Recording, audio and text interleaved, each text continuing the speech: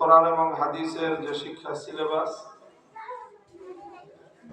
সেই শিক্ষা সিলেবাসটা অনেকটাই পবিত্র কোরআনে কারীমকে কেন্দ্র করে।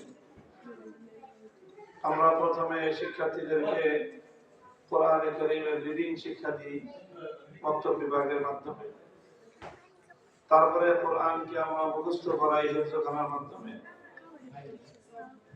তৃতীয় পর্বে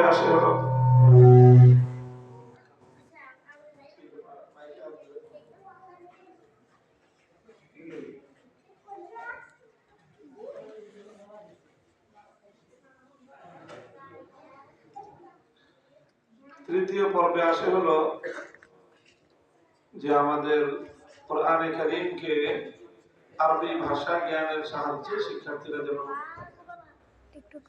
এটার ইলম হাসিল করতে পারে, এর মর্ম এর ব্যাখ্যা বুঝতে পারে, সেই জন্য আরবি ভাষার জ্ঞানের মাধ্যমে কোরআনে কারীমের শিক্ষা দেওয়া হয়। চতুর্থ পর্যায়ে এসে কোরআনে কারীমকে পূর্বসূরীদের যে সকল ব্যাখ্যা গ্রন্থ আছে, তাফসীর গ্রন্থ আছে, সেই তাফসীর গুলোর মাধ্যমে কোরআনে কারীমকে শেখানো হয়। আর সর্বশেষ পর্যায়ে আসে কোরআন যে মহান সত্তার উপর নাযিল হয়েছিল, সেই রাসূল আকরাম সাল্লাল্লাহু আলাইহি ওয়াসাল্লাম, যার দুনিয়াতে মূল দায়িত্বই ছিল মানব জাতিকে কোরআন বোঝানো।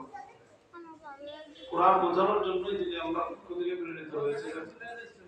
তিনি কোরআনের যে ব্যাখ্যা দিয়েছেন হাদিসের মাধ্যমে, সেই হাদিসের মাধ্যমেই উম্মতের সামনে কোরআনের সবচেয়ে নির্ভরযোগ্য এবং সবচেয়ে বিস্তারিত ব্যাখ্যা হাদিসের